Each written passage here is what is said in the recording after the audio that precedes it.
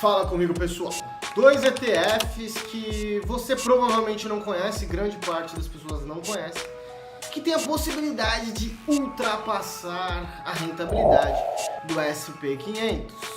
Esses dois ETFs, já logo digo que eles investem em empresas. Eu não vou trazer Bitcoin, não vou trazer Ethereum, não vou trazer nenhum tipo de ativo mirabolante, não que esses sejam mirabolantes, mas eu não vou trazer nenhum ETF que investe em apenas um tipo de ativo, tá? Eu vou falar de ETFs que são diversificados e que investem em empresas. E é importante dizer também que nem sempre quando a gente faz um comparativo de janelas de tempo, um ativo supera o outro sempre, né? Existem janelas onde você tem um ativo superando o outro ativo, e existem janelas que isso também não acontece.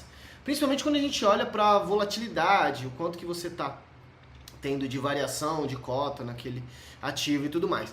Por exemplo, vamos supor que você pegue o QQQ, que pega as principais empresas dos Estados Unidos listadas na Bolsa Nasdaq, as 100 principais não financeiras, tá? A gente tem janelas onde o QQQ ele consegue superar o SP 500, consegue superar o VO,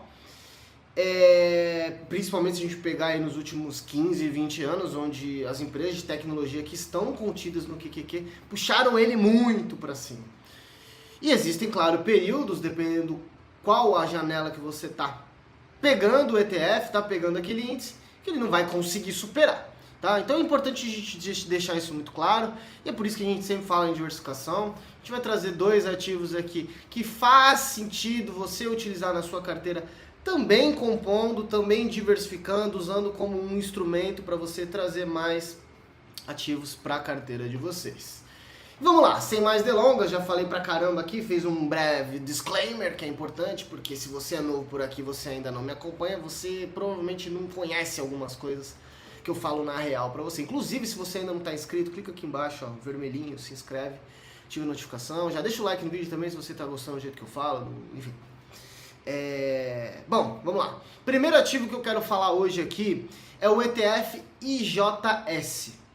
O ETF IJS, ele vai pegar small caps de valor, tá? Quando a gente olha lá o espectro, a gente tem um espectro dentro lá do ETF.com, inclusive, que a gente consegue ver onde estão as principais características das empresas que o fundo investe.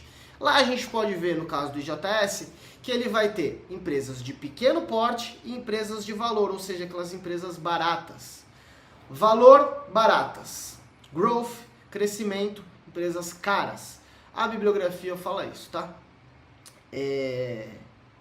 Então, quando a gente olha para o IJS, ele vai investir em empresas de pequeno porte e que são baratas. Então, ele é o primeiro ativo aqui da nossa lista. Inclusive, quando a gente pega o paper lá do Eugene Fama, que mostra como que funciona a teoria dos mercados eficientes, e aí a gente pode aplicar um pouco disso, independente se você acredita nisso ou não, a gente pode aplicar isso para o mundo dos ETFs, que é uma base ampla de ativos que a gente investe, e aí dentro dessa base ampla a gente tem algumas estimativas históricas, dados históricos que mostram que na média o mercado ele consegue ser superado quando a gente utiliza dois fatores combinados. Empresas de valor, ou seja, preço baixo e, claro, essa parte de empresas menores, as small caps, tá? Então, no caso do IJS, se a gente olhar desde a fundação do fundo, de pegar aí um pouco mais de 20 anos, se eu não me engano, acho que esse é o tempo dele, você vai ver que ele teve, desde a criação dele, ele superou o SP 500, ele conseguiu superar o VO. Mas como eu falei, existem janelas que ele não supera. Se a gente pegar os últimos 10, 15 anos, ele não conseguiu superar. Tá? Então, como eu falo, você pode usar o IJS numa carteira para você compor, diversificar. Tá? Porque imagine que você tem o VO na sua carteira, que pega o índice SP 500. Você é novo por aqui, ainda não entende muito bem isso. Tem um outro vídeo aqui no canal que eu explico exatamente o que faz o VO, o IVV e mostro qual que é o melhor, apesar deles fazerem a mesma coisa. Mas você pode usar o VO, SP500, 500 maiores empresas, maiores, tá? A gente está falando de large caps. Você pode usar a combinação dessas empresas com o IJS, que são small caps. E aí você vai ter diversificação entre grandes empresas e empresas menores. tá? Empresas com alguns poucos bilhões de dólares de valor de mercado. As large caps têm empresas de US$ 1 trilhão, né? A gente tem Microsoft, Nvidia, Apple, Alphabet, Meta, tudo empresa que vale trilhão, Amazon, tá? Então a gente consegue combinar, faz sentido na carteira. Não quer dizer que o IJS sempre vai superar o VO, pode ser que daqui para frente nem supere, tá? Mas existe um dado importante aqui.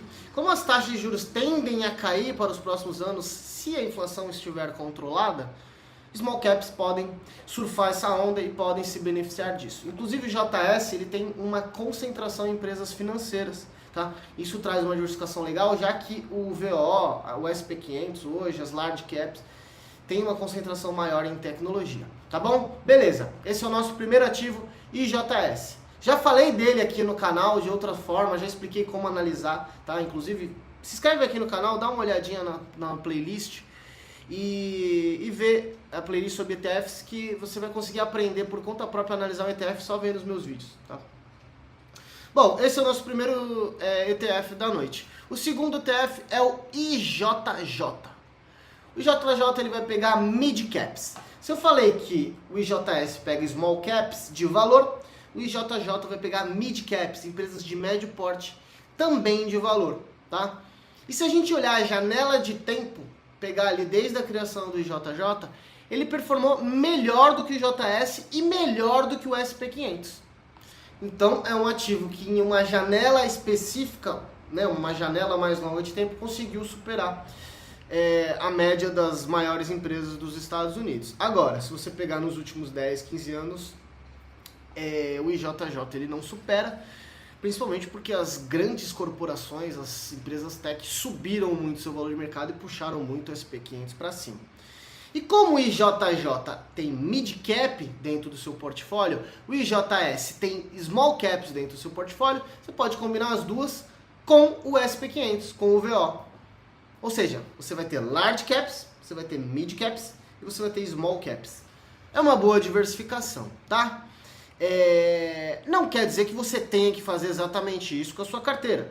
Lembrando que, eu sempre explico aqui, investir em ETFs é uma ótima para quem não quer analisar ativo por ativo e tudo mais. Mas também requer cuidado, você precisa ver qual é o seu perfil, se você quer ter renda variável.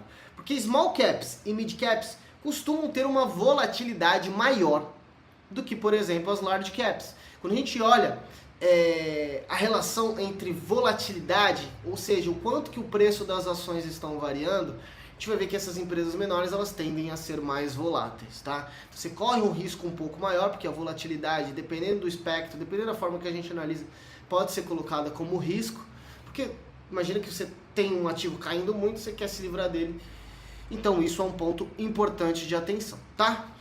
E outro ponto legal aqui é que se você pegar o IJS e o IJJ, eles são ativos da BlackRock.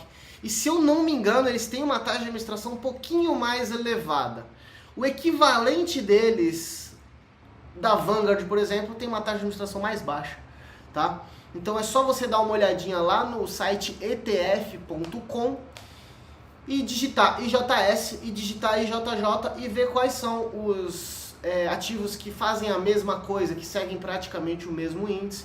Aí você vai encontrar até lá uma taxa de administração mais baixa, o que faz bastante sentido para nós, porque a gente quer pagar o mínimo de taxa possível.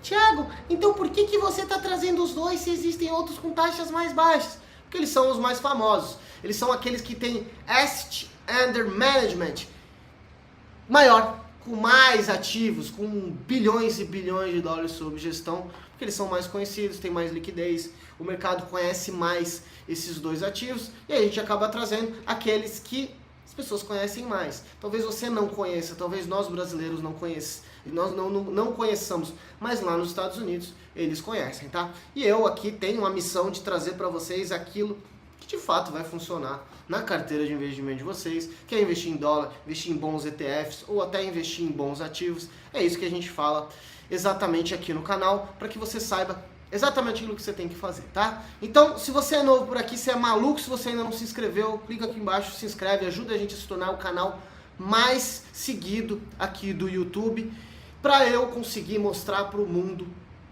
o que a gente tem que investir de verdade pro nosso Brasilzão. Tá bom? Gostou do vídeo? Gostou da forma que eu falei? Clica aqui embaixo. tem um likezinho aqui, ó, só apertar, deixa o like. E claro, fique com esse outro vídeo que eu vou deixar aqui na tela. Dá uma maratonada aqui no canal que você vai aprender muito sobre investimentos no exterior e principalmente como ganhar em dólar e montar uma carteira sólida. Segue a gente aqui que o patrimônio vem.